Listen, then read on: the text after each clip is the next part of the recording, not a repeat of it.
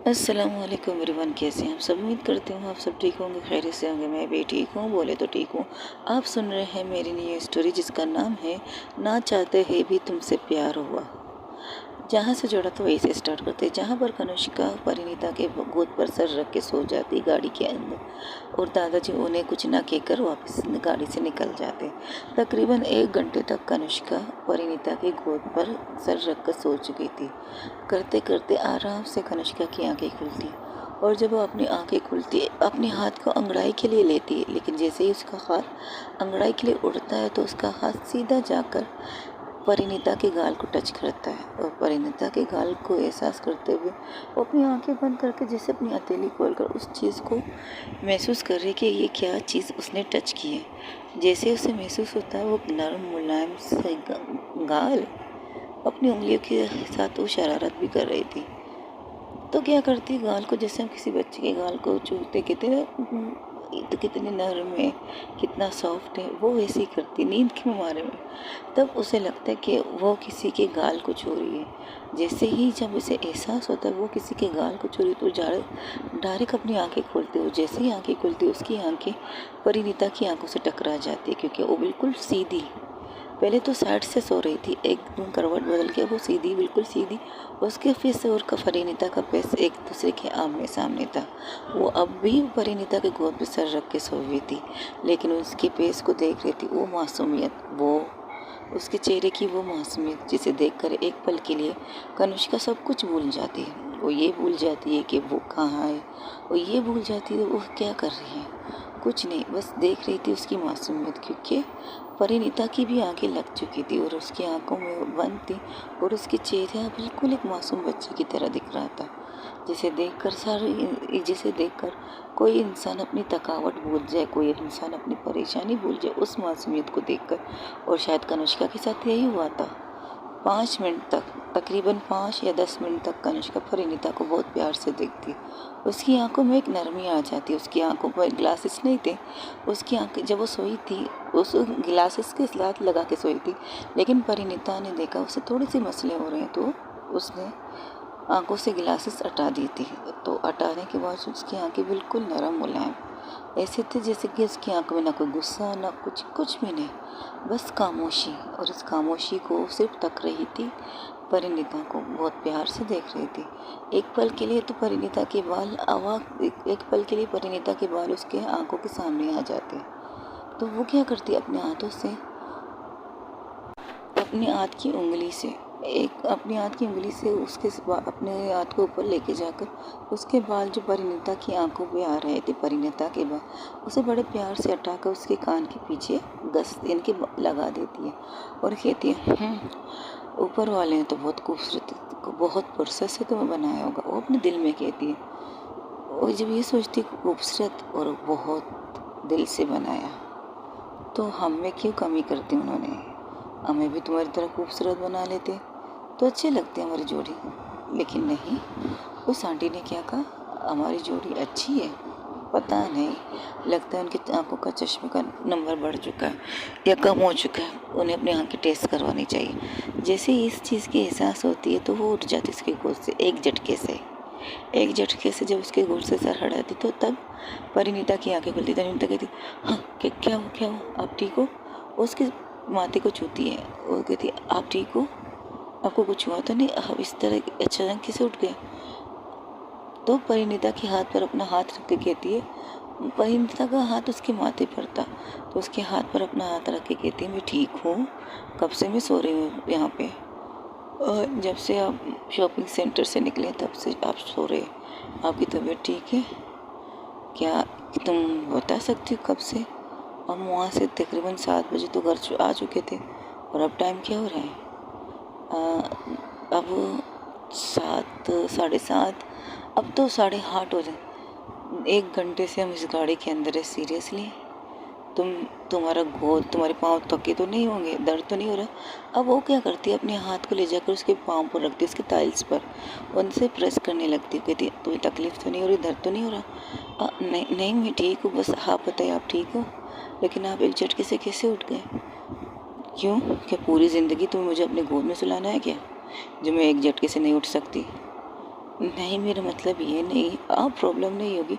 अगर आप इसी तरह सुकून से सोना पसंद करेंगे तो मैं आपको नहीं जगाऊंगी। अच्छा, तुम्हें किसने कहा मैं सुकून से सो रही थी?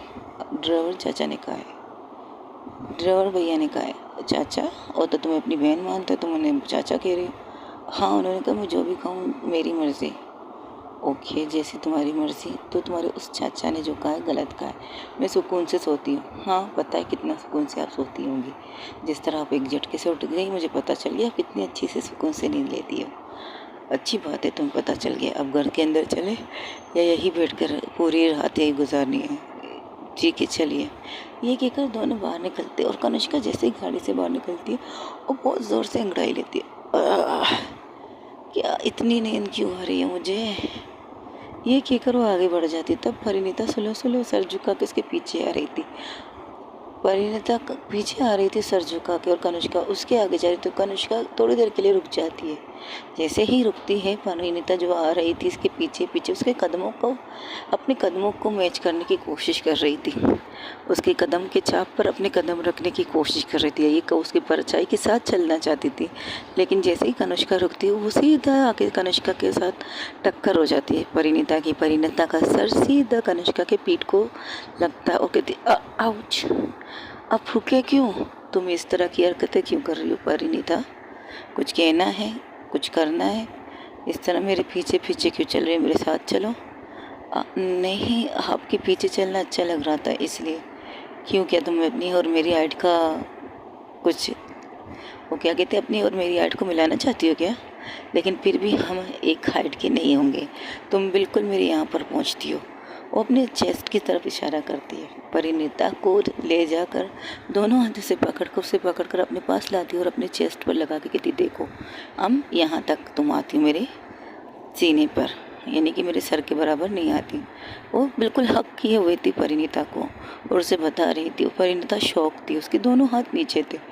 वो बताना क्या चाहती है, दिखाना क्या चाहिए, उसे समझ में नहीं आ रहा था।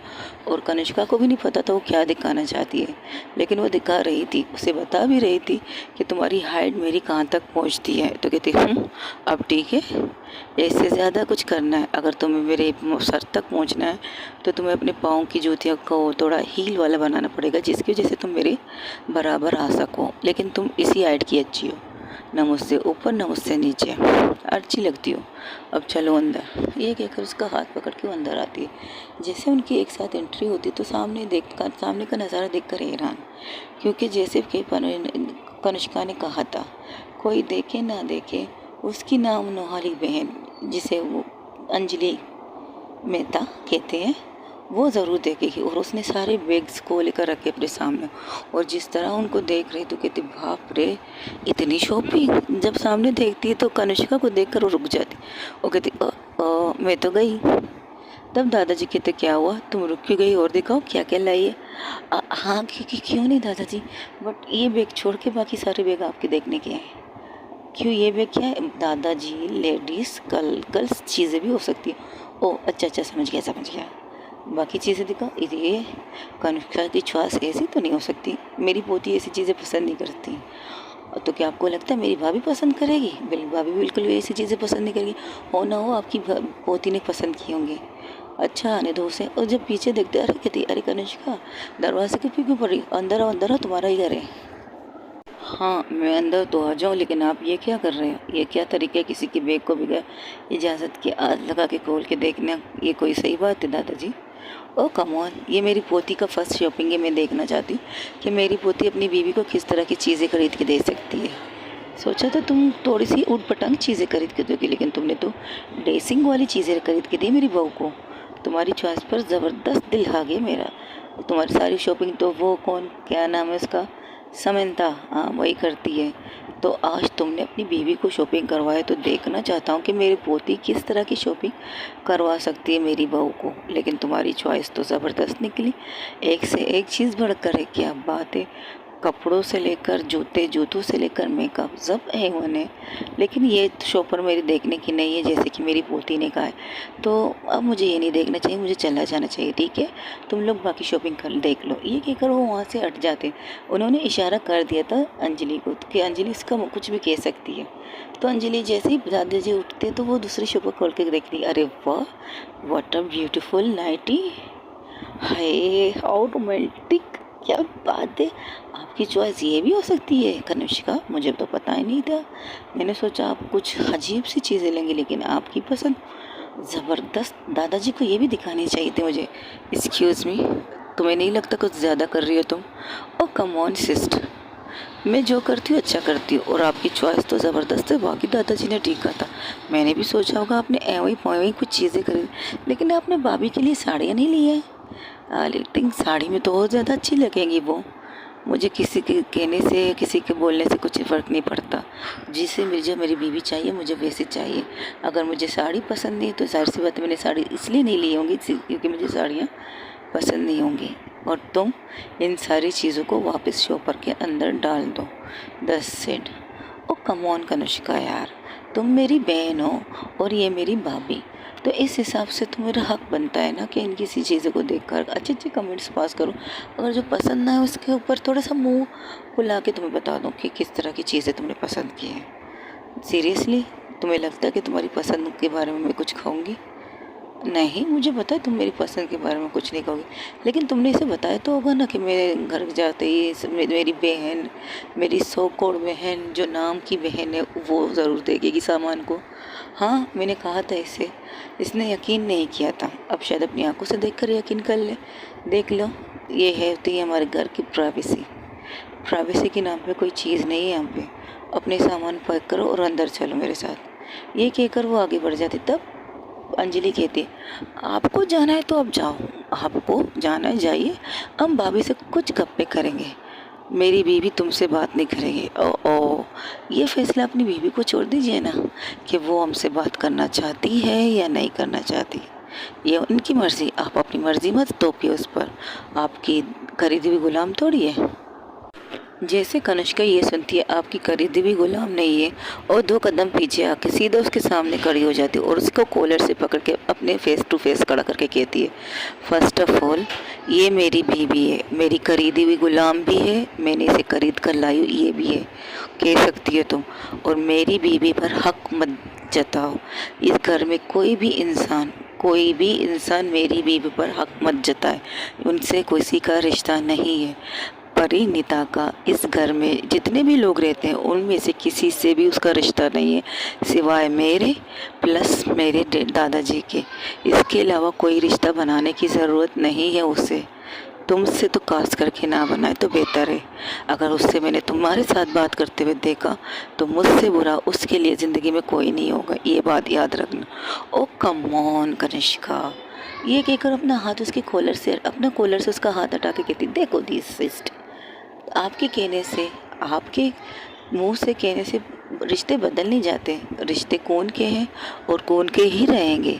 फर्स्ट ऑफ ऑल अगर आप इसे मना करेंगे तो यही वो बात हुई ना, आप इसे अपना गुलाम कह रही है। हाँ कह रही हूँ, तुम्हारे सामने कह रही मेरी गुलाम है तो इसकी सांसों पर भी आपका हक है, इसको बैठने की इजाज़त भी आप देंगे, इसे खाने की पीने की भी इजाज़त आप देंगे। तो एक काम कीजिए, 1 मिनट रुकिए। यहाँ वहाँ देखती है, उसे समझ में आता है कि उसे क्या करना है। तो देखती सामने पर जाके वहाँ से उस चीज़ को उठा के देती है, कनिष्का का हाथ पकड़ के उसके हाथ के ऊपर रखती है। कहती है आपकी गुलाम है, अगर आप इसे मशीन समझ रहे तो आप इससे बटन इस्तेमाल कीजिएगा, रिमोट समझ के इसे दबाइएगा पीछे, इसे दबाइएगा आगे, इसे दबाइएगा स्लो, इसे दबाइएगा बोलो। यानी कि इस रिमोट के कनेक्शन को आप अपनी वाइफ के साथ फिट कर लीजिएगा। अगर ऐसा करेंगे तो वो आपकी गुलाम हो जाएगी। आप जैसा कहोगे वैसे वो चलेगी, आपकी हाथों की उंगलियों के इशारे पे चलेगी। लेकिन आपको नहीं लगता वो रोबोट नहीं है, वो जीती जागती इंसान है। उसे किसी बंदिश की ज़रूरत नहीं। अगर रोबोट समझ रहे तो बात अलग है। दुनिया में वो किसी से भी बात करें मुझे कोई प्रॉब्लम नहीं। इस घर के बाहर जिससे, चाहे यहाँ के नौकरों से भी बात करें मुझे कोई प्रॉब्लम नहीं, लेकिन यहाँ की फैमिली मेम्बर से बात ना करें। नहीं करना चाहिए, इस चीज़ से मुझे प्रॉब्लम है। अगर तुमने मेरी बीवी के साथ ज़्यादा ही दोस्ती निभाने की कोशिश की ना, तो उसे अपनी दोस्त बनाना, मेरी बीवी मत बनने देना। समझ में आई तुम्हें बात? ओ, तो आप हमें यहाँ के नौकर से भी कंपेयर करना चाहती है, यानी कि वो नौकरों से बात करे, हमसे बात ना करे। क्या बात कही आपने? इस घर में, एक ही घर में रहते हैं सबके सब, और आप चाहती है जब आप हो तब भी वो हमसे बात ना करे, जब आप ना हो तब भी वो हमसे बात ना करे। तो आपने जिस तरह इस घर के अंदर कैमरे लगाए, जिसके कनेक्शन आपके मोबाइल में है, अब उस कैमरे से इस लड़की को टॉर्चर करना चाहती हैं क्या? तो आपको बता दूं, ये सांस ले रही है, ये सांस लेती है और जीती भी है, और इसका छोटा भाई है और उसकी 8 सर्जरी हुई है, और उसे फैमिली की ज़रूरत है। फैमिली का मतलब आपको नहीं पता? आपको फैमिली नहीं चाहिए, मुझे कोई प्रॉब्लम नहीं, आपको फैमिली चाहिए नहीं चाहिए, लेकिन इस लड़की को फैमिली चाहिए, और इसके लिए हम फैमिली बन के रहेंगे, आप चाहें या ना चाहें। आपकी मर्ज़ी यहाँ नहीं चलेगी, मर्ज़ी यहाँ चलेगी दादाजी की, और दादाजी ने खुद से कहा है कि परिणीता को इस घर में ऐसा फील ना किया जाए जैसे को पराई हो, वो इस घर का हिस्सा नहीं। इसलिए दादाजी के कहने पर हम परिणीता को वही इज्जत, वही रिस्पेक्ट देंगे जो इस घर की बहू को देना चाहिए। जो अगर आपके ने किसी और की भी होती तब भी हम उसे वही रिस्पेक्ट, वही इज्जत दे देते, क्योंकि इस घर की मान मर्यादा इज्जत पर बनी हुई है। अच्छा, इज्जत? तुम किस इज्जत की बात कर रही हो? हाँ, किस इज्जत की? उस इज्जत को जिन्होंने खुद ही उछाल दिया। पुरानी बातों को कुरेदने का कोई फ़ायदा नहीं होता कनिष्का। पुरानी बातें दर्द देती हैं, और तुम्हें दर्द लेने की आदत हो चुकी। सही कहा, और देने वाले तो तुम थे, तुम लोग ही तो थे मुझे दर्द देने वाले। तो मुझे दर्द याद करने की आदत हो चुकी है, और मैं भूलूंगी नहीं, और ना किसी को भूलने दूंगी। अगर वो लोग भूलना चाहते तो मैं उन्हें भूलने भी नहीं दे सकती। जो चीज़ मुझ पर बीती है उन सारी चीज़ों को मैं तुम तक पहुंचाऊंगी ज़रूर, हर रोज़ हर पल पहुंचाऊंगी। याद रखने इस बात को। देखो कनिष्का, फिर से कह रही हूँ, गरे मुर्दे मत उखाड़ो। उखाड़ूंगी, उखाड़ूंगी, हर दफ़ा उखाड़ूंगी। जब तुम लोग रिश्तों के गाने बजाते हो ना, तो उसी रिश्तों के गाने के बीच में मैं वो गड़े मुर्दे उखाड़ूंगी, और जिससे सुनने थे तुम लोगों के कान बंद होने के दिल करता है ना, वो सब कुछ सह चुकी हूँ मैं। एक एक पल, एक एक बेइज्जती सह चुकी हूँ मैं।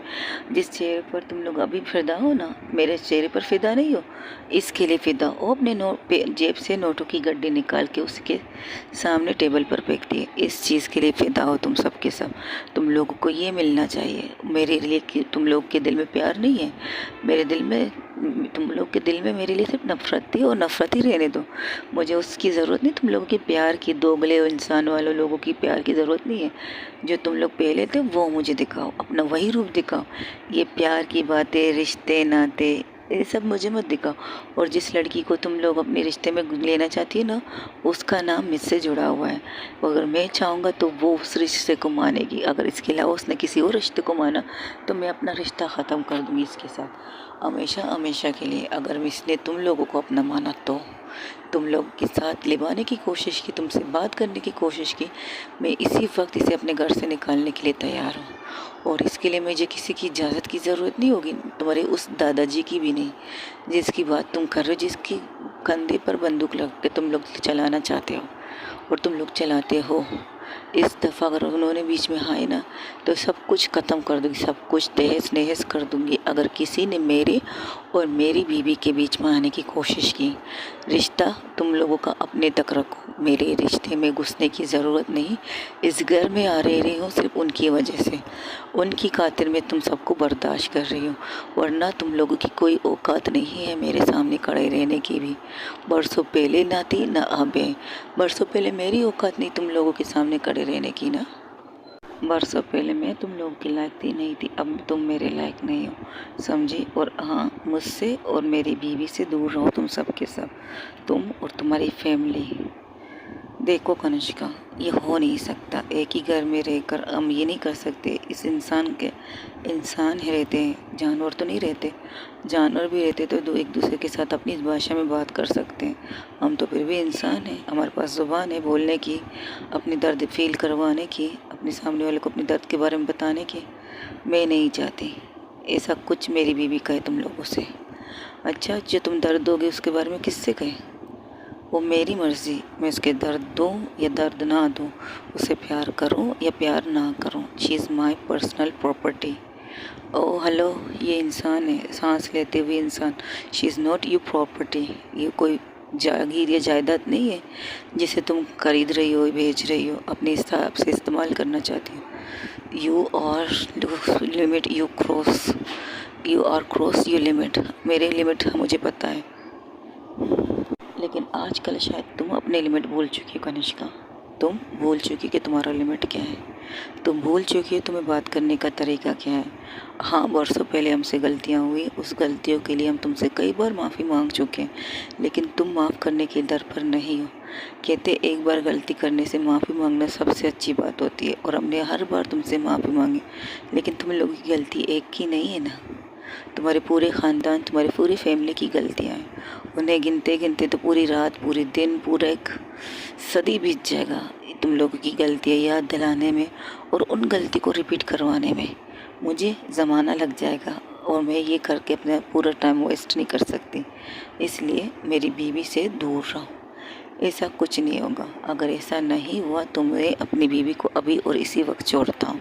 इससे पहले वो कुछ और कहती, पीछे से कुछ चीज़ के गिरने की आवाज़ आती है, और जब सब पलट के देखते तो वहाँ पर दादाजी थे, जो चेयर को पकड़ कर कोशिश कर रहे खड़े रहने की, लेकिन गिर रहे थे। वो खुद को गिरने से रोकने की कोशिश करते, लेकिन फिर भी वो गिर जाते हैं फर्श पर, और जैसे गिरते सबसे पहले कनिष्का उसके पास भाग के जाती है। कनिष्का, अंजलि, सबके सब उसके उनकी तरफ भागते, लेकिन सबको अपना हाथ दिखाकर रोक देते दादाजी, और खुद से अपने बलबूते से फिर से उठने की कोशिश करते। काँप रहे थे, उनकी बॉडी काँप रही थी, उनके पाँव काँप रहे थे, लेकिन फिर भी वो अपनी हिम्मत जुटाकर वो उठने की कोशिश करते। सबको देखकर एक इंसान आगे बढ़ता है, और उस इंसान को दादाजी रोकते नहीं। वो ड्राइवर चाचा थे। ड्राइवर अंकल, चाचा या भाईजान जो भी कहो, उससे चाचा कह रही थी परिणीता। वो आगे बढ़ते हैं, उनको हाथ देते, उन्हें आराम से चेयर पर बिठाते और कहते, पानी लाओ आपके लिए साहब। नहीं, ज़ेर लाओ, है यहाँ तुम्हारे पास। वो सर झुका लेते हैं तो कहते, पता था तुम्हारे पास ज़ेर नहीं है। वो एक सांस लेते जिनसे उनकी सांस फूल रही थी। तब कनिष्का की माँ आगे बढ़ के कहती, पापा प्लीज़ तुम चुप रहो, तुम सब के सब चुप रहो। कर लिया तमाशा, रख लिया तुम लोगों ने मेरी इज्जत। कितनी इज्जत रखते तुम लोगों, मुझे आज पता चल गया। खामोश नहीं करा सकते अपने इन बच्चों को, दोनों को, जो एक दूसरे का खून पी, एक दो प्यार से बात करे, दूसरा उसका खून पीने के दर पर खड़ी है। तो कनिष्का की माँ सर झुका लेती। क्यों सर क्यों झुका रही हो, तुम माँ हो। एक एक लगा दो इन दोनों के मुंह पर थप्पड़। बताओ कि तुम उसकी माँ हो, वो तुम्हारी बेटियाँ हैं, और तुमने उन्हें पैदा किया है, उन्होंने तुम्हें पैदा नहीं किया है। और तुम क्या कह रहे थे। अब वो कनिष्का की तरफ देख के कहती है, क्या अपनी मर्ज़ी से तुम इस लड़की से शादी करके इस घर में लाओगे। अपनी मर्ज़ी तो तुम इस लड़की को फिर से घर से बाहर निकालने की बात कर रहे हो। अगर इस लड़की ने इनमें से किसी से भी बात की तो इससे बाहर निकालने की बात कर रहे हो ना तुम। तुम्हारा सर क्यों झुका कनिष्का। कनिष्का मेहरा, तुम्हारा सर क्यों झुका है। सर उठा के बात कर रहे हो। जवाब दो मुझसे, मैं बस इतना चाहती हूँ। जो कहना है साफ साफ कहो। अभी मैं ज़िंदा हूँ, अभी मैं इतना मजबूत हूँ कि तुम्हारी बकवास अब भी सुन सकता हूँ। कब से सुन रहा हूँ, अब भी सुनूंगा। कहो जो तुमने अभी अंजलि से कहा वो मेरे सामने कहो। मैं बस ये चाहता हूँ कि ये लोग मैं वो साफ साफ। ठीक है तो सुनिए, मैं ये चाहती हूँ कि परिणीता इनसे कोई भी नाता ना रखे। क्यों क्यों क्यों नाता ना रखे।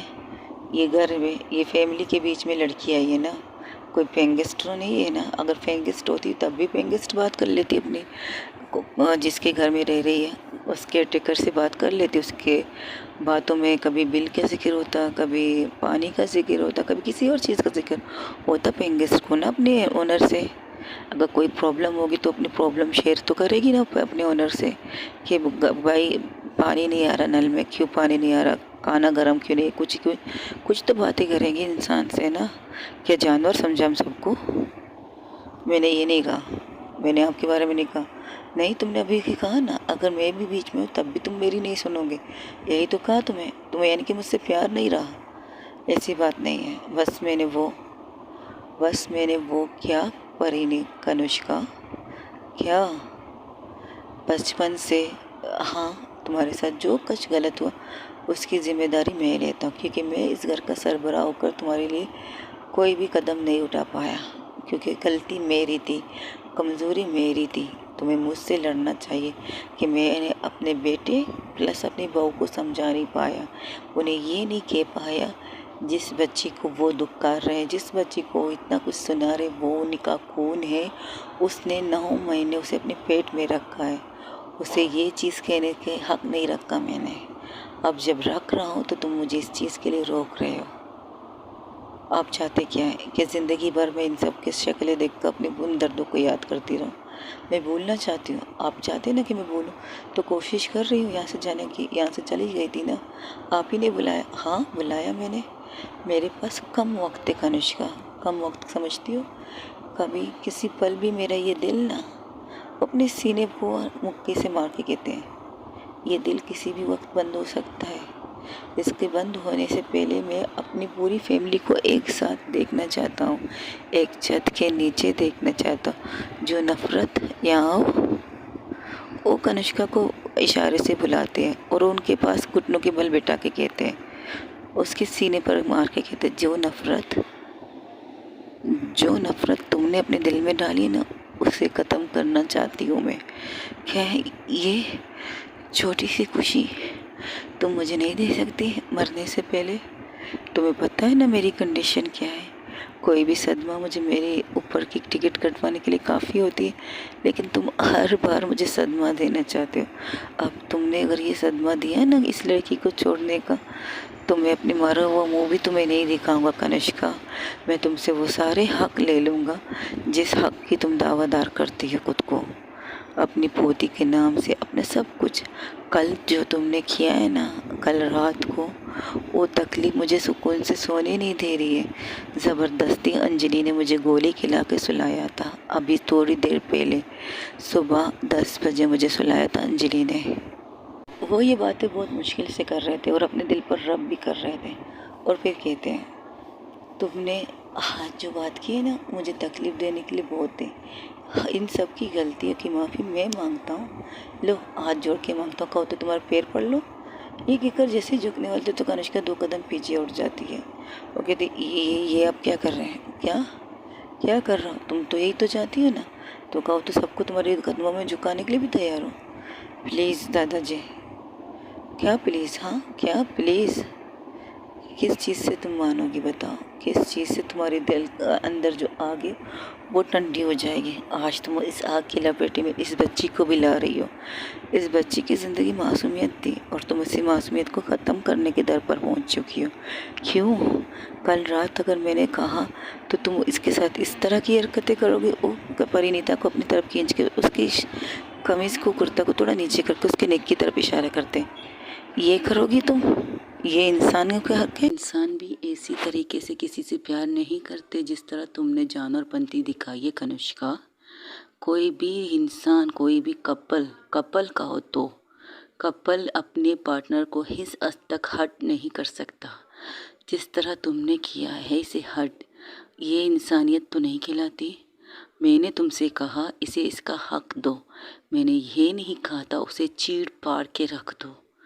चीर पाड़ के और हक देने में बहुत फ़र्क होता है।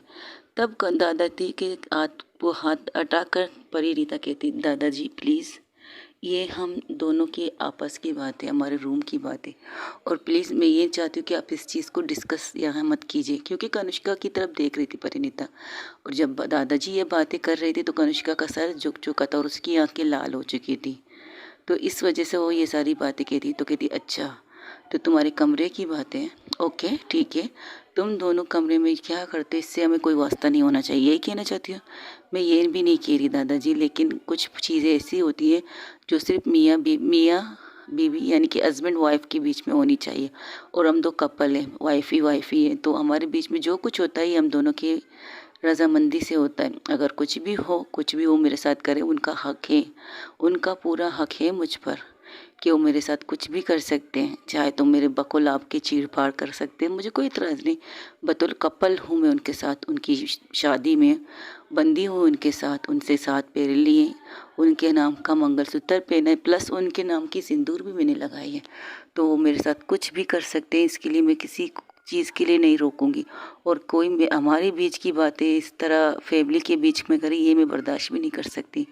आई एम सॉरी, मैं आपसे बदतमीज़ी नहीं कर रही हूँ, बस रिक्वेस्ट कर रही हूँ कि इस मामले में बात मत कीजिएगा। बाकी आपकी जो बातें हैं वो कीजिएगा, मैं इस चीज़ के लिए नहीं रोकूंगी, लेकिन हमारी बारे में बात मत कीजिएगा प्लीज़। अच्छा ठीक है, तो तुमने कहा कि तुम्हारे कमरे की बात है, इसमें राइट। लेकिन जब कमरे से चीख बाहर निकलती है तो सारी दुनिया सुनती है बेटा। सारी दुनिया नहीं, लेकिन इस घर के आसपास, तुम्हारे बेडरूम के आसपास जितने भी कमरे हैं, जितने भी लोग रहते हैं ना, उन तक तुम्हारी चीख सुनती है, सुनी। सबने तुम्हारी चीख सुनी, वो दर्दनाक चीख थी, और कोई प्यार की निशानी वाली चीख नहीं थी। ठीक है, तुम कहती हो हम इस बारे में बात नहीं करते तो नहीं करते, तो बात हमारी फैमिली की हो रही है, यानी कि मेरे और कनिष्का के। ओके, तो मैं तुमसे सॉरी, प्लीज़ दादाजी ये भी मत कीजिएगा प्लीज़। कनिष्का परिणीता की आवाज़ काँप जाती है, तो दादाजी कहते अच्छा ठीक है, खुश रहो। बहुत मुश्किल से मुझे मेरी बेटी को तुम जैसी हीरा मिली है, लेकिन बेवकूफ़ को कदर नहीं है तुम्हारी। कोई बात नहीं, इतना तो जानती हो कि मेरी पोती ने बहुत अच्छी नायाब चीज़ चुनी है खुद के लिए। कदर नहीं होगी तो पछताएगी, सारी ज़िंदगी पछताएगी, जैसे अब पछता रही है इन सारी चीज़ों से। और तुम, वो कनिष्का की तरफ देख कर कहते हैं तुम्हें क्या लगता है कि तुम्हारे पैसों पर ही ये लोग पल रहे हैं? तुम्हारी गलत फहमी से तुम्हें निकाल दूँ आज। पापा प्लीज़ इसे छोड़िए, इस बात को ख़त्म कीजिए, तुम तो चुप ही रहो। वो अपने बेटे की तरफ इशारा करते हैं। बरसों पहले अगर तुमने उस वक्त अपनी बेटी के लिए कोई स्टैंड लिया होता ना, तो आज तुम्हारी बेटी इस जगह पर खड़ी नहीं होती, इस कंडीशन में तो बिल्कुल भी नहीं। अगर उस टाइम तुमने अपनी बीवी से ये कहते थे कि जैसी भी है हमारी बेटी है, जन्म तुमने दिया है, बाप बायोलॉजी मैं हूँ, उसका बाप हो, तुम उसकी माँ हो। अगर तुम अपनी बीवी के नक्शे कदम पर ना चलते ना, तो आज कनिष्का की ये हालत नहीं होती। कनिष्का जब पैदा हो रही थी, जब कनिष्का को फर्स्ट टाइम तुम लोगों को पता चला कि कनिष्का की मॉम प्रेग्नेंट है और माँ बनने वाली है, 2-3 साल बाद, 3 साल बाद हमारे घर में ये खुशियाँ आई थी, तब सब कितने खुश थे। तुम सब बहुत खुश थे ना कनिष्का के आने से पहले, बहुत ज़्यादा। इस घर को दुल्हन की तरह सजाया जाता था, हर दिन वो चीज़ें करते थे कि इससे इसी कनिष्का की माँ खुश रह सके, उसके सामने कोई परेशानी ना, उसके सामने कोई ऑफिस का टेंशन तक नहीं लाते थे। तुम में से कोई भी इस चीज़ की खुशियाँ मनाते थे। लेकिन पैदा क्या हुआ, जब कनिष्का तुम्हारी बीबी के गोद में आया, उसने क्या किया और बदले में तुमने क्या किया, अपनी बीबी का सपोर्ट। अगर उस वक्त तुम ये कदम ना उठाते तो आज ये चीज़ें ना होती। तुम तो अब चुप ही रहो, और जिस चीज़ के से गुरूर है ना, उस गुरूर को आज मैं तोड़ना चाहती हूँ। हाँ, तो तुमने क्या कहा, तुम्हारे पैसे से, तुम्हारे पॉकेट मनी से ये घर चलता है। तुम्हारी पॉकेट मनी तो उस दिन से बंद हो गई थी जिस दिन तुमने फर्स्ट टाइम इन्हें ताना दिया था कि इस पैसे से मेरे घर को चलाता हूँ मैं, इस घर का निज़ाम तुम चलाती हो। तो मैं बता दूँ, मेरा बेटा इतना कमा चुका है, अपना बिजनेस इतना बना चुका है कि वो अलग रह सकता है इस घर से, वो अपनी बीबी अपने बच्चों के साथ अलग रह सकता है इस घर से, लेकिन नहीं रह सकता क्योंकि तुम्हारे बिना उन्हें रहने की आदत नहीं पड़ चुकी। तुम्हारी नफ़रत की, तुम्हारी कड़वाहट की आदी हो चुके हैं मेरे बच्चे, और इस चीज़ को बोले बाहर हैं। उन्होंने जब तुम्हारे साथ गलत किया तो गलत हुआ था, हाँ वो गलत था, लेकिन तुम भी तो उनकी तरह कर रही हो, तुम भी उनकी खून हो ना, उनकी तरह हरकतें करती हो। मैं उनकी तरह नहीं हूँ। झूठ मत बोलो कनिष्का, झूठ मत बोलो, तुम उनकी औलाद हो और तुम उनकी तरह कर रही हो, ये सच है।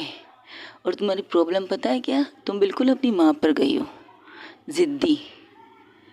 जब वो ये कहती तो उसकी नज़र खुद ब खुद अपनी माँ की तरफ उठती और उसकी माँ उसे देख रही थी बड़े प्यार से, लेकिन एक नज़र देखकर दूसरी नज़र कनिष्का पहन लेती है। हाँ, तुम रंग रूप में मेरी बीवी की तरह ज़रूर हो, लेकिन ज़िद में ना तुम अपनी माँ की तरह हो, उनसे भी 2 कदम आगे हो। तुम अपनी माँ से 2 कदम आगे हो ज़िद में। वो तो एक ज़िद करती थी, तो तुम सबसे ज़्यादा ज़िद करने वाली बच्ची हो इस घर की। मेरी बीवी साबिर थी, बहुत अच्छी थी और नरम लहजे की थी, बात मनवाने वाली, बात करने वाली। लेकिन तुम लोग दोनों सिर्फ फैसला करते हो, फैसला तोपते हो। तुम्हारी माँ ने फैसला तोपा कि तुम्हारी उनकी बेटी हो, कभी तुम उनकी बेटी नहीं कहलाओगी। वही तुम कर रही हो कि तुम उनकी औलाद होकर तुम उनकी औलाद नाम लेकर इस्तेमाल नहीं करना चाहती। बिल्कुल वही करती हो तुम भी, अपनी माँ पर गई हो। अच्छा, तो इन्होंने जो किया वो सही था। आप तो जानते हैं ना, आपको तो सब पता है, फिर आप आज ये हिसाब क्यों खेल मेरे साथ, बताइए। आज आप इन सबको सपोर्ट कर रहे हैं मुझे छोड़ के, आप भी इनकी तरह का बातें कर रहे हैं ना। मैं काली हूँ, काली नहीं हो तुम कनुष्का, नहीं हो, सांवली हो। काला तुमने कभी देखा किसी को? अगर देखा होता तो तुम अपने मुंह से ये लफ्ज़ नहीं इस्तेमाल करती। रुको, तुम्हें कुछ चीज़ें दिखाती हो, टीवी ऑन करते, वहाँ पर बहुत सी इंसान ऐसे दिखाई दे रहे थे जो बिल्कुल काले, जैसे कि सौडानी वगैरह होते हैं, उनकी तस्वीरें दिखा रही थी दादाजी। वो कहते इसे कहते हैं काला। लेकिन इन्हें भी अपने रंग से कोई नाराज़गी नहीं है, वो खुश है, अपनी लाइफ जी रहे हैं, वो हंस रहे हैं, क्योंकि वो उनके ख़ानदान में उनकी कलर के बच्चे पैदा हुए ना दादाजी। उनके फैमिली में वैसे ही बच्चे पैदा हुए जैसे वो खुद हैं। और हमारे खानदान में कोई मुझ जैसा नहीं है, आप ढूंढोगे तब भी नहीं मिलेगा आपको। आपकी बेटी, उनके बच्चे, उनका हस्बैंड, मेरी आपकी बहू और आपकी दाम बेटा, उनके बच्चे, सब कुछ रिश्ते में वो तुम्हारे बाप माँ और बहन भाई कहलाते हैं। मेरा कोई रिश्ता नहीं इनमें से किसी से नहीं है। रिश्ता है तो आपसे, इसके अलावा मैं किसी को नहीं जानती। लेकिन मेरी बात अभी कंप्लीट नहीं हुई, जो तुमने काटी है मेरी बात। कहाँ स्टार्ट वहीं से करती हूँ। तुम्हारा बाप अब इतना कमाने लगा है कि वो अपनी फैमिली को सपोर्ट कर सकता है, इस घर से दूर जाके, चाहे तो इस शहर से क्या, इस मुल्क से, इस मुल्क के बाहर सिटी में जाके अपनी लाइफ को अच्छी तरह से गुजार सकता है। और जहाँ तक तुम्हारी पॉकेट मनी की बात है ना, और तुम्हारी पॉकेट मनी से 1 रुपया इस घर के खाने पर खर्च नहीं होता है, इस घर के खाने पर खर्च होता है मेरे बेटे की मेहनत की कमाई, उसके ऑफिस के बिजनेस की कमाई से ये घर चलता है। साथ में तुम्हारे पुप्पा जी की भी मेहनत लगती है इस घर के अंदर। भले तुम मुझसे नफरत करती हो, वजह हम सब जानते हैं। उस चीज़ को कुरेदेंगे नहीं, एक बार गलती होगी दोबारा उसको दोहराएंगे नहीं। दोहराना पड़ेगा दादाजी, दोहराना पड़ेगा। आप, अगर मैं खाली जैसे आप कहते हैं मैं सांवली हूँ, ठीक है, मान लिया मैं सांवली हूँ, तो बताइए, मैंने खुद कहा था कि मैं सांवली हो जाऊँ? मैंने कहा था मैं सांवली होकर इस घर में पैदा हो जाऊँ जहाँ खूबसूरती के लिए सब कुछ माना जाता है, खूबसूरती को सब कुछ माना जाता है, ये कहना बेहतर रहेगा दादाजी। मैंने तो ज़िंदगी में किसी चीज़ की कोई शिकायत नहीं की ना। माँ इतना पैदा हुई तो शायद मुझे दूध भी नहीं पिलाया होगा मेरी मोम ने। जब मुझे लिया नहीं तो दूध कहाँ से पिलाएगी वो मुझे। तो मैं खुद से बड़ी हो गई, 2 साल की थी, एक बहुत अच्छी सी बच्ची थी। आपके कहने पर मैं वो गलत काम कभी नहीं करती थी, सही काम करती थी। आपकी सीख होती है अपनी मम्मा को तंग मत करो। तो मैंने उन्हें कभी तंग किया नहीं, कभी तंग नहीं किया, खामोशी से चुपचाप सिर्फ उनका पल्लू पकड़ के उनके पीछे चलती थी बच्चों की तरह, कि एक दफ़ा मम्मा मुझे उठाएंगी गोद में, मुझसे प्यार करेंगी, मुझसे पूछेंगी बच्चा तुम्हें क्या चाहिए। लेकिन उन्होंने क्या किया, जब जब मैं उनके पल्लू को पकड़ती थी तो मुझे धक्का देकर कहती थी मेरी साड़ी को ख़राब मत करो।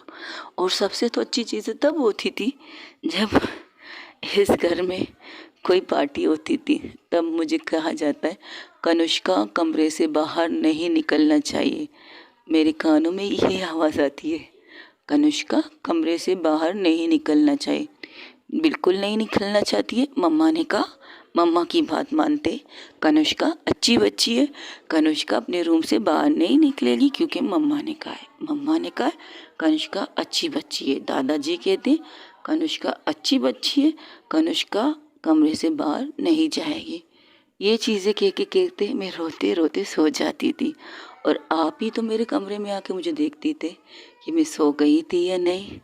ये सारी चीज़ें छोड़िए। मेरा स्कूल पेरेंट्स मीटिंग, वहाँ कोई नहीं आता था, ना आपके बेटे ना आपका बहू, कोई भी नहीं आता था।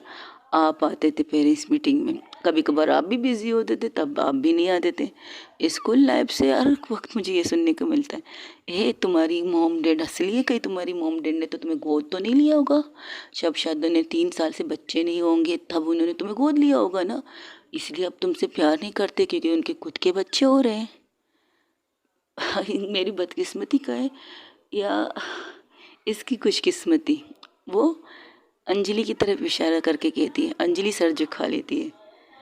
मेरी बदकिस्मती या इसकी खुशकिस्मती? शादी के मेरे 1 साल बाद ये मम्मा के पेट में आ गई और मम्मा ने मुझे देखना ही छोड़ दिया।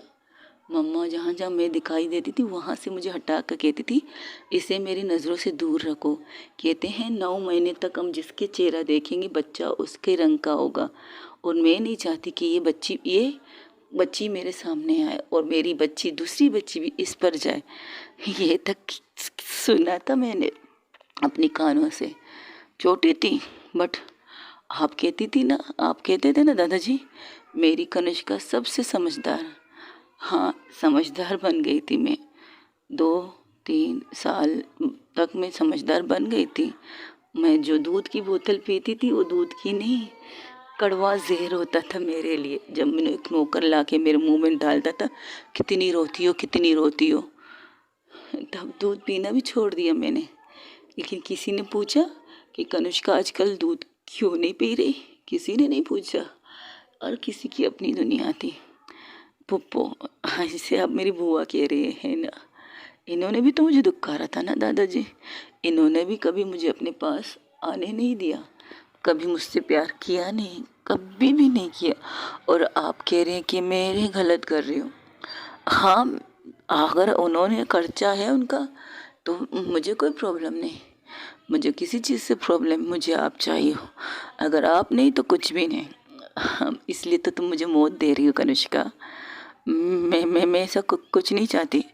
ये झूठ है, मैं आपको मौत नहीं दे सकती। आप बहुत अच्छे हो। आपकी कनिष्का आपके लिए अच्छी है, बाकी सबके लिए गंदी, बहुत गंदी है।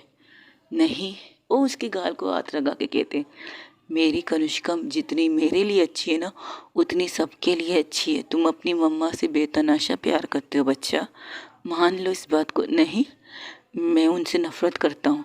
मैं इस घर में जितने भी लोग हैं ना सबसे नफ़रत करता हूँ, सबसे। तो उन्हें अपने घर के अंदर रखा क्यों? बोलो, आपकी वजह से।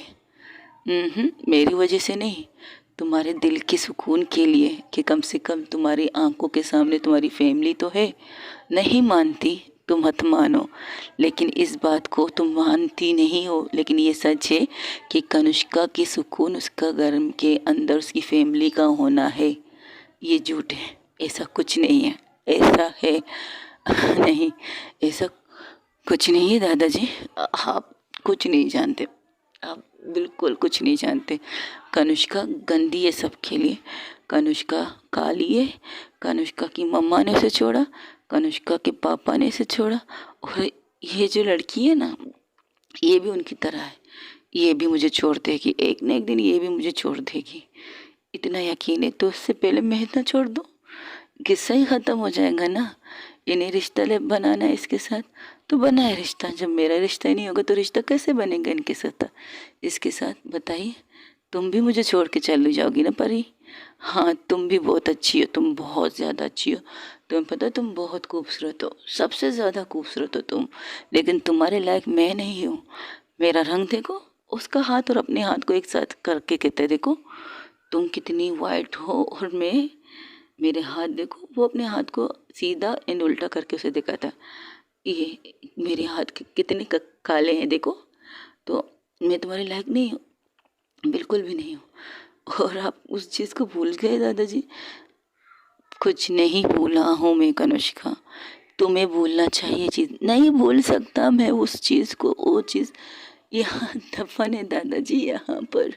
जब सब घर वाले घर पे नहीं थे, मेरे साथ क्या हो रहा था ये पता था ना दादाजी? किसी को पता था?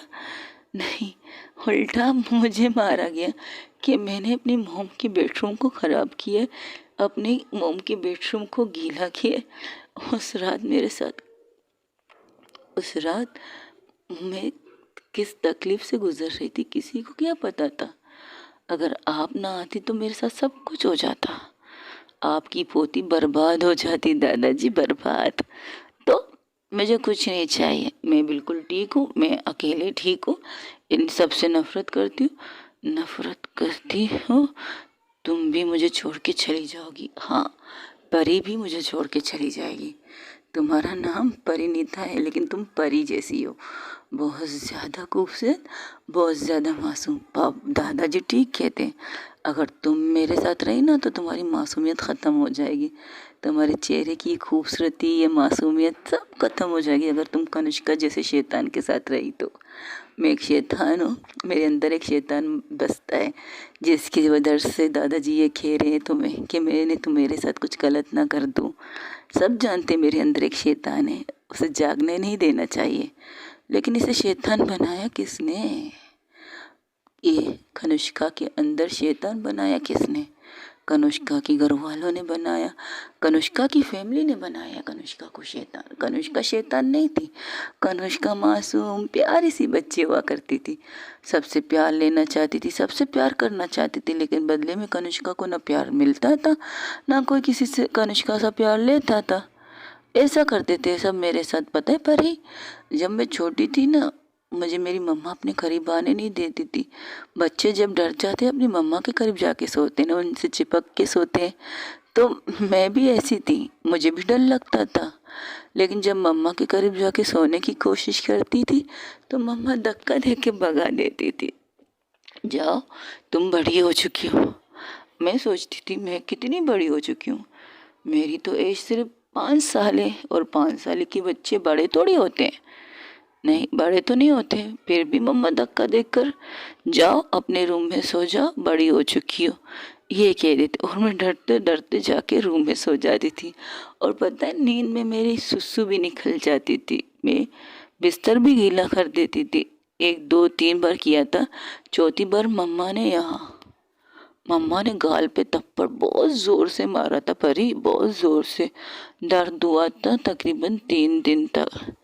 बड़ी हो गई हो, इतनी बेशर्म नहीं आती तुम्हें, तुम अपने बिस्तर गीले करती हो, बहुत कुछ मम्मा ने डांटा भी था, बहुत ज़्यादा डांटा था परी, लेकिन मैंने कुछ कहा नहीं, मैं चुप थी, क्योंकि गलती तो मेरी थी ना।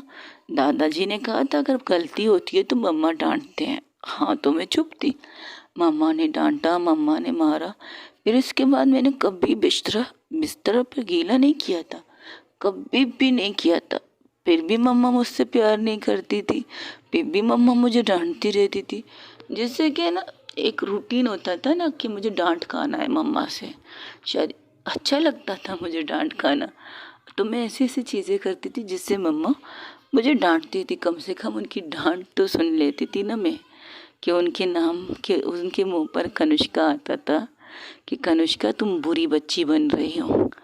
तो बन गई बुरी बच्ची, हो गई बुरी बच्ची, लेकिन फिर भी बुरी नहीं बनी, बिल्कुल नहीं।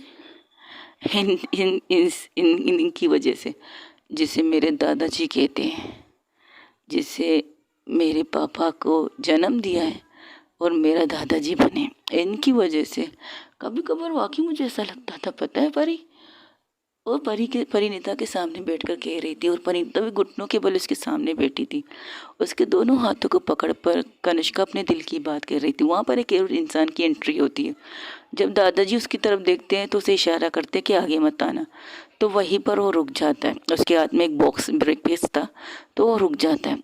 तो परी फिर से कनिष्का कहती है, पता है परी, मैं भूल गई क्या? हाँ मैं भूल गई, क्या वो कहने वाली थी परी? हाँ, क्या कह रही थी? चलो छोड़ो, जो भूलने तब भूल गई। पता है मैं जब शरारत नहीं करती थी तो खामोश अच्छी बच्ची, लेकिन मैंने कुछ करती भी नहीं थी ना, तो ये वो अपने कज़नों की तरफ इशारा करती, ये मेरे बुआ के बच्चे, ये करते ये थे, मार मुझे पड़ती थी, ये शरारत ही करता था। एक दफ़ा पता है क्या हुआ परी, मम्मा की बहुत खूबसूरत ब्रेसलेट, हाँ मुझे बहुत पसंद थी मम्मा की ब्रेसलेट, लेकिन उनके हाथ पे पसंद थी। जब उनके हाथ पे वो लेती थी तो उसकी चमक मुझे बहुत अच्छी लगती थी मम्मा के हाथ की, कि मुझे मम्मा से बेतहाशा प्यार है। लेकिन अब बिल्कुल भी नहीं, मुझे उनसे प्यार नहीं, नफ़रत है, सिर्फ नफ़रत और कुछ भी नहीं।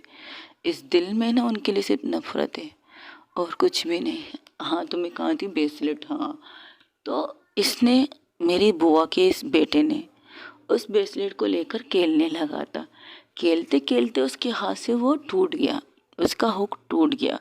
तो वो ब्रेसलेट दो टुकड़ा हो चुका था। मैं वहाँ किसी काम से गई तो मैंने देखा कि मम्मा की ब्रेसलेट साथ ही खेल रहे। तो मैंने इनसे कहा मुझे मेरी मम्मा का ब्रेसलेट दो, मम्मा को ये बहुत पसंद है, मम्मा के लिए मुझे मेरी ब्रेसलेट दो। तो वो टूटा हुआ ब्रेसलेट उन्होंने मेरे हाथ में दे दिया। तब तक मैं कुछ समझती, इससे पहले मम्मा आके मुझे इस गाल पे यहाँ पर ज़ोर से मारा मम्मा ने, बहुत ज़ोर से, इतनी ज़ोर से मारा ना, मैं गिर गई। मुझे चोट भी लगी यहाँ घुटनों पे, बहुत ज़ोर से लगी चोट। दर्द से मैं चीखी थी, बहुत ज़्यादा चीखी थी, लेकिन कोई नहीं आया मदद करने। ये पीछे खड़े होकर हंस रहे थे। मम्मा ने पूछा नहीं कि गलती किसकी है। एक दफ़ा पूछना चाहिए ना मम्मा को कि बच्चा गलती किसकी है, तुम्हारे हाथ में टूटा ब्रेसलेट क्या कर रहा है। मम्मा ने पूछा नहीं और मैंने बताया नहीं, मम्मा ने मार दिया बस।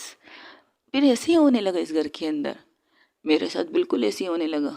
करते थे वो, पढ़ती थी मुझे, कभी बुआ के यहाँ तो, कभी बुआ के हस्बैंड के यहाँ तो, कभी डैड के यहाँ तो, कभी मम्मा के यहाँ तो। हाँ, ये सब मुझसे छोटे थे, ये मुझ पर हाथ नहीं उठा सकते थे, लेकिन उन्होंने अपने हाथ उठाने का ज़रिया इनको बना लिया। कभी मम्मा के जूते तोड़ देते थे, कभी पापा की वॉच को छुपा लेते थे, कभी पता नहीं क्या करते थे, सब करते ही है, पर मार मुझे मिलती थी परी। मैं कोई क्या क्या बताऊँ तुम्हें, मेरे ऊपर क्या क्या गुजरी है, कोई नहीं जानता, कोई भी नहीं जानता परी, कोई भी नहीं जानता।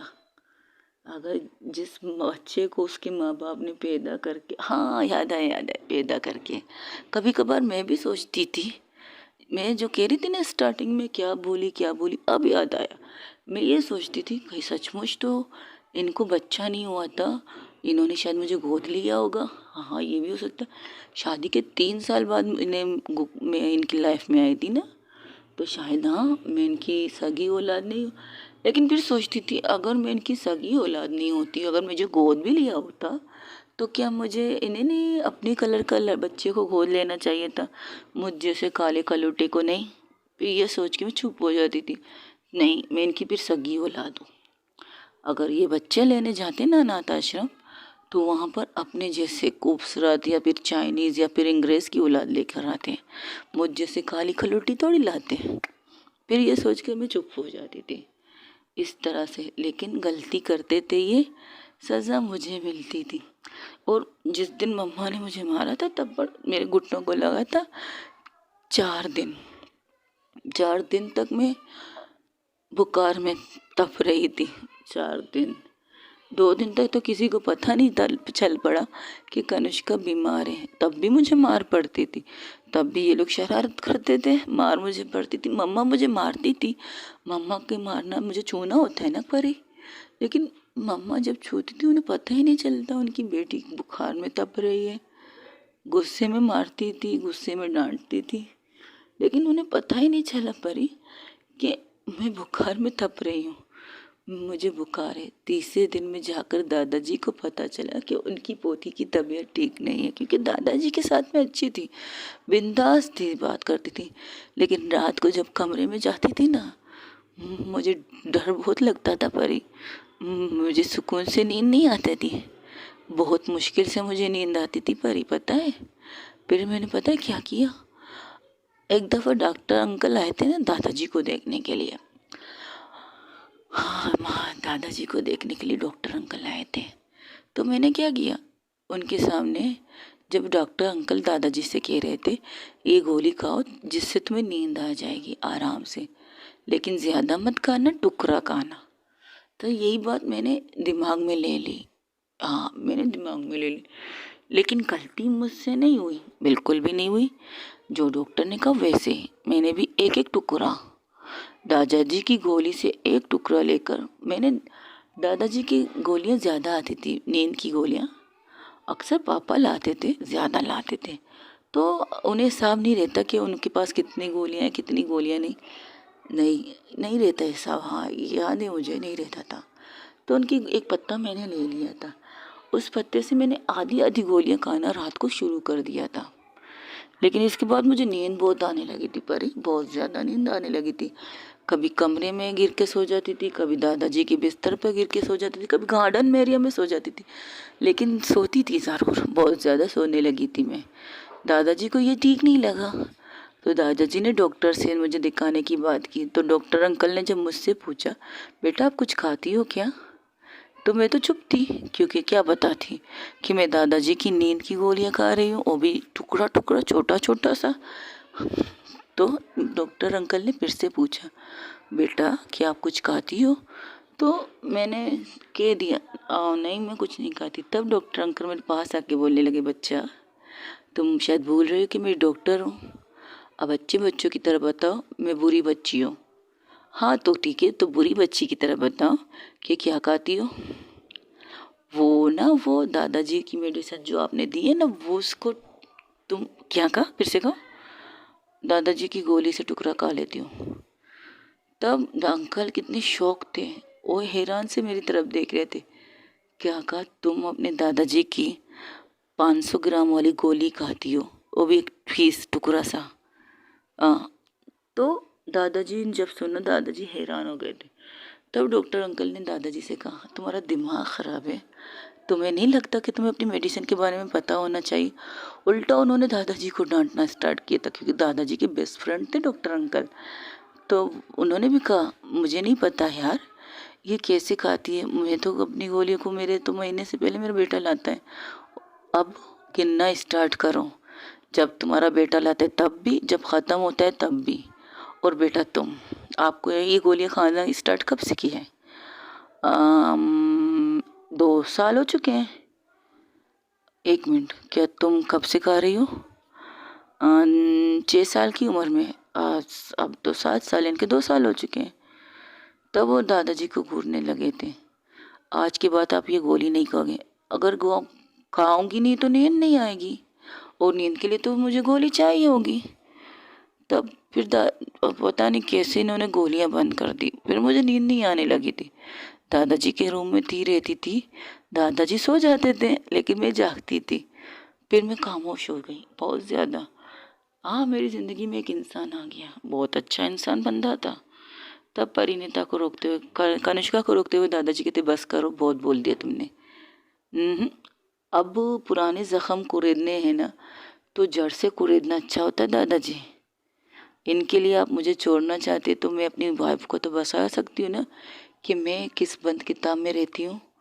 उस किताब को मैं खुद अपनी वाइफ के सामने खोल रही हूँ। फिर इसके बाद ये मुझे पता है मेरे साथ रहना पसंद नहीं करेगी, मुझे छोड़ के वैसे ही चली जाएगी जब उसे मेरे बारे में पता चलेगा। ठीक है, अब मुझे बात करने दीजिए। ओके बात दादाजी। तब मेरे लाइफ में एक अंकल आ गए, बहुत अच्छे अंकल थे, मेरे साथ खेलते थे, मेरे साथ मजाक मस्ती करते थे।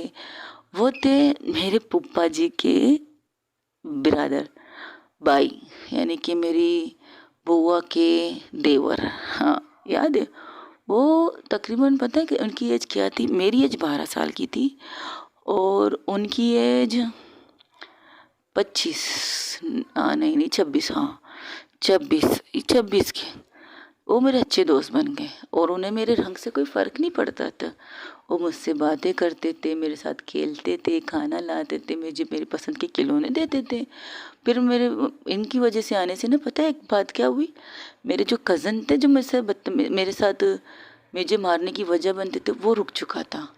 ना मम्मा मुझे मारती थी, ना मम्मा मुझे डांटती थी। मैं हैप्पी थी, बहुत ज़्यादा हैप्पी थी, बहुत ज़्यादा, पता है बहुत ज़्यादा। फिर हम लोग तकरीबन अच्छे खासे फ्रेंड बन गए। उस दिन मुझे मेरा बर्थडे था। मेरा बर्थडे तो घर में कोई याद रखता नहीं है, क्योंकि जिसने पैदा किया वो याद नहीं रखती तो कौन याद रखेगा। तो मेरा बर्थडे था, उस दिन को मैं भूलती नहीं हूँ। बर्थडे को मैं अपने ज़ोरों शोर से मनाती हूँ, अपने दर्द को कुरेद कुरेद के मनाती हूँ। अभी आने वाला है मेरा बर्थडे, तुम देखोगी मेरे बर्थडे में मेरी क्या कंडीशन होती है। तब दादाजी कहते, बस करो परी, कुछ नहीं हो परी बेटा, इसे छोड़ो, आप उठो, यहाँ जाओ। नहीं, मेरी बीवी है तो मेरी बीवी को मेरे बारे में पता होना चाहिए, एवरीथिंग उन्हें पता होना चाहिए। जो जानवर मेरे अंदर बना है, किसने बनाया उस जानवर को, ये भी तो पता होना चाहिए। ये अच्छी बात है। चलो, तुम्हें बर्थडे था, उस दिन घर में कोई नहीं था, घर में सब बाहर गए हुए थे। वहाँ घर में सिर्फ मैं, वो अंकल थे, बहुत अच्छे से खेल रहे थे, बातें कर रहे थे। फिर पता नहीं उस अंकल को क्या हुआ, मुझे पकड़ के अपनी गोद में बिठा दिया। कनिष्का बस करो। नहीं कर सकती बस दादाजी, बिल्कुल नहीं कर सकती। आपने कहा ना मैंने ये जानवर बनके से क्यों काटा है, तब मैं वहाँ पहुँच गई थी उस दुनिया में, जब मैं जानवर बनके से काटा है। इंसान तो नहीं काट सकता, प्यार करने वाले भी नहीं काट सकते, ये आपने कहा, तो मैंने काटा है, हाँ मैंने काटा है। तो वो मेरे साथ अजीब अजीब हरकतें करने लगे परी। कभी मुझे किस करने की कोशिश करते हैं, कभी मेरे यहाँ पर किस करने की, वो अपने नेक की तरफ इशारा करती है, कभी मेरे होंठों पर किस करने की कोशिश करते। तो मैं कहती थी अंकल मुझे अच्छा नहीं लग रहा, क्योंकि मेरी एज तो 12 साल की थी। क्योंकि हमारे स्कूल में पता है एक क्लास ये चीज़ों की होती थी कि कभी भी कोई आपको आपके बगैर इजाज़त के टच करे, वो टच अच्छा नहीं होता। पता नहीं क्यों मुझे अजीब लग रहा था उनका टच, मुझे अच्छा नहीं लग रहा था। वो अजीब तरीके से टच कर रहे थे परी। वो अपनी ज़बान निकाल निकाल के, जैसे ना एक कुत्ता एक चीज़ को चाटता है, वो उसी लेवल से मुझे चाटने की कोशिश कर रहे थे। मुझे पसंद नहीं आ रहा था, मुझे बिल्कुल पसंद नहीं आ रहा था। इससे और ज़्यादा करने लगे थे, मेरे कपड़े उतारने की कोशिश कर रहे थे। फिर मैंने उनसे खुद को छुड़ाया, बहुत मुश्किल से छुड़ाया था। उन्हें हटा कर मैं भाग गई थी मामा के रूम के अंदर, और अंदर से रूम लॉक कर दिया। तो उसने कहा अरे बच्चा मैं मजाक कर रहा हूँ, हम लोग खेल रहे हैं ना, खेली खेली करेंगे, ये तो गेम का हिस्सा है, हम लोग गेम करेंगे, देखो आप किसी को बताना मत, ये गेम बहुत अच्छा है, तुम्हें मज़ा आएगा। ये ऐसी बातें करने लगे परी मुझसे।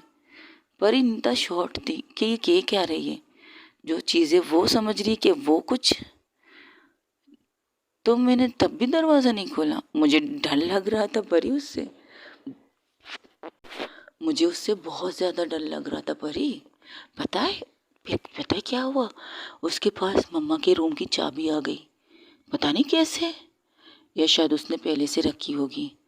तो उसने दरवाज़ा खोल दिया, वो दरवाजे से अंदर आ गया। फिर उसने मुझे पकड़ने की कोशिश की, मैं भागी, यहाँ वहाँ भागी। फिर मैंने क्या किया पता है क्या किया, फिर मैंने ये किया, उसने मुझे मम्मा के रूम से फिर से बाहर निकाला खींचते हुए। मैंने चिल्ला के कहा मुझे छोड़ो, मुझे नहीं करना, ये खिली खिली बच्चे नहीं है, मुझे ये गेम नहीं खेलना, मुझे ये गेम पसंद नहीं है। तो मुझे बेला पूछा कि नहीं बच्चा, ये अच्छा गेम है, आपको मज़ा आएगा, आपको दर्द भी नहीं होगा, लेकिन मुझे खेलना नहीं है। मैंने इतना बहुत ज़ोर से कहा खेलना नहीं है, यहाँ तक कि मैंने उसके हाथ में काटा भी था, बहुत ज़ोर से काटा था। तो उसका हाथ छूट गया मुझसे, लेकिन फिर उसने पता है, उसने मेरे बालों से मुझे पकड़ के बहुत ज़ोर से पीछे खींचा था, और जिससे मैं गिर गई थी।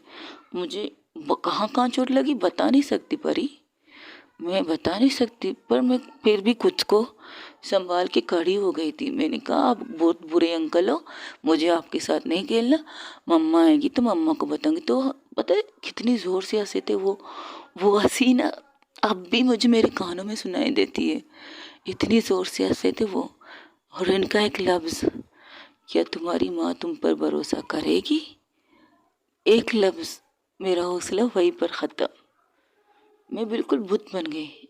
मैंने फिर उन्हें रोका नहीं, उन्होंने मेरे कपड़े तक उतार लिए थे, इससे आगे भी बढ़ने वाले थे। पता नहीं दादाजी कहाँ से आ गए, और दादाजी ने जब मेरे इस कंडीशन में देखा, मेरी कमीज़ तक उतर चुकी थी इस टाइम तक, और वो हैवान इंसान मेरे जिस्म से खेलने की कोशिश कर रहा था, मुझे नोच रहा था, बेदर्दी से नोच रहा था। बस उसकी एक लफ्ज़ मेरे कानों में गूंज रही थी परी, कि मेरी मम्मा मेरी बात पर यकीन करेगी। एक बेटी, एक 12 साल की बच्ची, वो अगर अपनी माँ को कहेगी ये अंकल गंदे हैं, तो उसकी माँ तो यकीन कर लेगी ना परी। अगर तुम्हारी मम्मा होती तो कर लेती ना परी, ये इसकी मम्मा है ना, ये कर लेगी यकीन, उसकी मम्मा भी कर लेती, लेकिन मेरी मम्मा मुझ पर यकीन नहीं करती, क्योंकि मुझे वो पसंद ही नहीं करती, तो मेरी यकीन कैसे करती, बोलो ना परी। मेरी यकीन करती मेरी मम्मा मेरा यकीन नहीं करती, वो तो उल्टा मुझे मार के कहती मेरे अंदर कोई खराबी है, मेरी गंदी हो कि मैं ऐसी गंदी बातें कर रही हूँ। यही करती मेरी मम्मा मेरे साथ। फिर मैं अपनी मम्मा से प्यार कैसे करूं? जिस बच्ची को बचपन से दुकारा, नफरत, नाराजगी सब कुछ झेलना पड़ा, तो अपनी मम्मा से क्या कहे? तब तक दादाजी ने आकर उस इंसान को बहुत मारा, बहुत मारा, इतना मारा कि उसका खून से लथपथ हो चुका था। दादाजी तो उसे जान से भी मारने वाले थे, लेकिन मैं सुनती, मैं कुछ बोल नहीं पा रही थी, बस खामोश थी। वहाँ पर एक चादर पड़ा था, दादाजी ने उसे मेरे ऊपर ओढ़ा। मेरे सिर्फ कुछ कमीज उतरा था, बाकी जो स्कर्ट मैंने पहना था वो वैसे ही था। यानी कि उसने ऊपर से मेरे साथ खेला है, नीचे से मैं बिल्कुल सेफ थी। लेकिन मैं टूट गई, एक बच्ची टूट गई। फिर मैंने क्या किया, बिना कुछ कहे खामोशी से, बहुत खामोशी से अपने कमरे की तरफ बढ़ी। दादाजी मेरे पास है, बेटा तुम ठीक हो? दादाजी को सिर्फ मैं देख रही थी, कुछ कह भी नहीं पा रही थी, बस देख रही थी। और मेरी आंखों से सिर्फ आंसू, बहुत ज़्यादा आंसू निकल रहे थे मेरी आंखों से। बहुत ज़्यादा रो रही थी मैं, बहुत ज़्यादा। लेकिन दादाजी ने जब मेरी आंसू देखे, फिर दादाजी पलटे, फिर उस इंसान को फिर से मारने लगे। आखिर में उन्होंने अपनी बंदूक निकाली थी, जो बंदूक उन्होंने बरसों से पहले संभाल के रखी थी, वो निकाल के उसका और गोली भी चलाते थे। एक गोली भी मारा था उनके पाँव के ऊपर, और गोली की गूंज, तब तक सारे घर वाले वहाँ आ गए थे, सब के सब। किसी ने मेरी तरफ किसी ने नहीं देखा, बस वो दादाजी से उस इंसान को छोड़ना चाहते थे। तब फर्स्ट टाइम दादाजी ने क्या किया, फर्स्ट टाइम, अगर ये हो पहले करते तो शायद मेरे साथ ये सीन नहीं होता। फर्स्ट टाइम दादाजी ने अपने बेटे पर हाथ उठाया, उसे खींच के थप्पड़ मारा, और उसके बाद मेरी मम्मा को थप्पड़ मारा। उस थप्पड़ की गूंज मुझे सुनाई नहीं दी, मुझे बस एक ही गूंज सुनाई दी, क्या तुम्हारी मम्मा तुम पर भरोसा करेगी या नहीं? बस यही गूंज, जिसे सुनते सुनते मैं अपने रूम की तरफ बढ़ गई। मैंने ना आओ देखा ना ताओ, रूम को लॉक कर दिया और बिस्तर पर बैठी रही 3 घंटे तक खामोशी से बिस्तर पर। वो चादर जो मैंने दादाजी ने मुझे दी थी ना, वो ओढ़े हुए थी, वो उस पर ओढ़ के मैं बैठी थी बिस्तर पर। फिर देखा आईने को, आईना हंस रहा था मुझ पे। मुझे ऐसा लगा कि मैं नहीं थी, वो गंदे अंकल आईने में आकर कह रहे थे, क्या तुम्हारी मम्मा भरोसा करेगी तुम पे? ये सुनते सुनते ना मैंने क्या किया, मेरे पास एक चीज़ पड़ी थी, उसे मैंने फेंक दिया, आईना टूट गया। और आईना टूटने के बाद पता है मैंने क्या किया, मैं उठी, वहाँ कबाड़ के पास गई, अपना एक कुर्ता निकाला, उसे पहन लिया। स्कर्ट अभी तक मैंने पहना था, मैंने उतारा नहीं था, तो मैंने वो पहन लिया। तो पहनते पहनते फिर मैं आईने के पास गई, उसे उठा, देखा वो आईना अब भी हंस रहा है मुझ पर। तो मैंने क्या किया, वो चीज़ तो मेरे हाथ में थी ना, वो मेरी एक कप थी, जो मैंने पोजीशन वाली बच्ची थी, 8 साल पोजीशन लाती थी, तो वो कप मेरे हाथ में थी। उस कप से मैं और ज़्यादा छुरा उस आईने को तोड़ने की कोशिश कर रही थी, लेकिन उसकी हंसी और उसका लफ्ज़ ना वो ख़त्म नहीं हो रहा था परी, और ज़्यादा मेरे कानों में गूंज रहा था, और ज़्यादा। तो मैंने क्या किया, फिर मैंने वो शीशे का टुकड़ा लिया, अपने यहाँ वो अपने हाथ को दिखाती है परी, परिणीता को अपने हाथ को दिखाती, कहती ये देखो कितने, 1 2 3 4 5 6 7 8 9 10, मैंने अपने हाथ पे 10 काट कर दिए हैं। उसके बाद मैंने दूसरे हाथ को लिया, यहाँ पर सिर्फ 5 कर पाई, इसके बाद मुझे कुछ याद नहीं, मुझे कुछ भी याद नहीं। इससे मैं नहीं रुकी, पता है, जो गोलियां दादाजी ने मुझसे ली थी ना, उससे फिर से मैंने उनसे ले लिया। मुझे नींद की ज़रूरत थी, तो मैंने क्या किया पता है, उनके पत्ते में जितनी गोलियां थी ना वो मैंने खा ली हैं। मैंने कहा शायद इससे मुझे सुकून की नींद आ जाएगी। एक तो मैंने अपना हाथ काट लिए, इसके ऊपर से वो नींद की गोलियां खाने के बाद मुझे कुछ याद नहीं आया, बस इतना याद है, हाँ अब मुझे नींद आ रहा है, मुझे सोना चाहिए।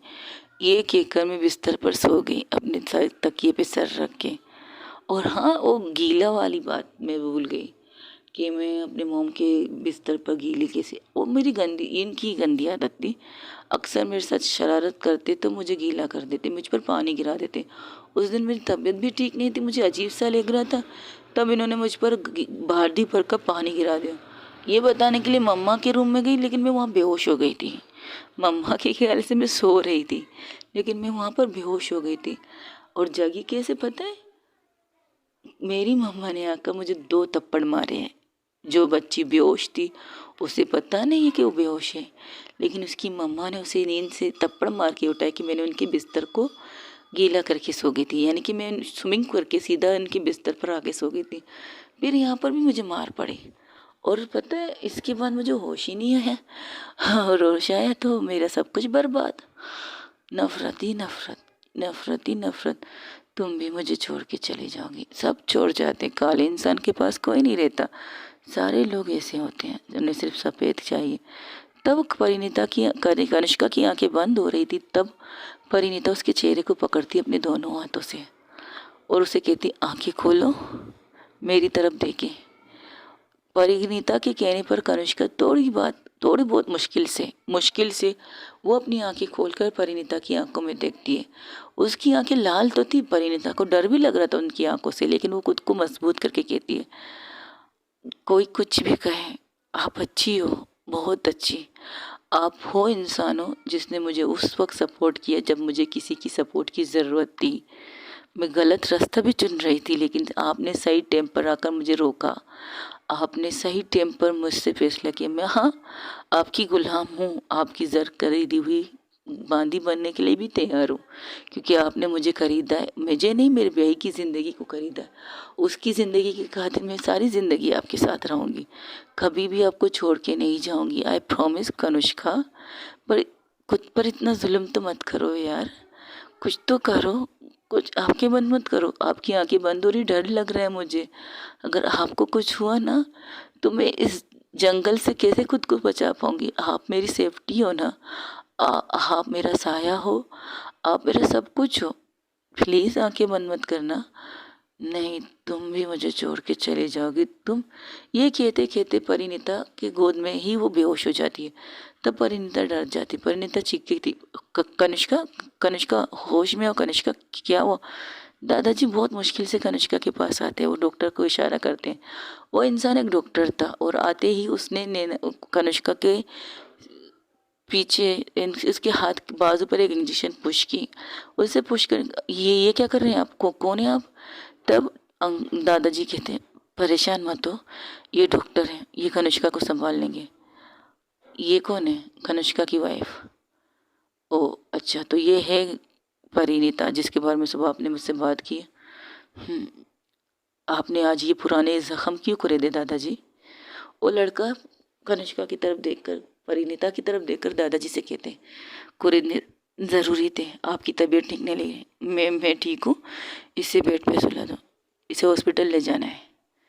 कि क्या मतलब हॉस्पिटल ले जाना है? जिसका डर था वही हुआ। आपको मना किया था कि पुराने ज़ख़म मत खुरेदें, इसकी कंडीशन पहले जैसी हो जाएगी, फिर भी आपने खुरेद लिया है ज़ख़म। ऐसी बात नहीं है, इस तुम इंजेक्शन लगाओ थोड़ी देर में। बिल्कुल नहीं, इंजेक्शन मैंने लगा दी, लेकिन इसकी कंडीशन बहुत ज़्यादा सीरियस है, हार्ट, दिल की धड़कन लो हो रही है उसकी।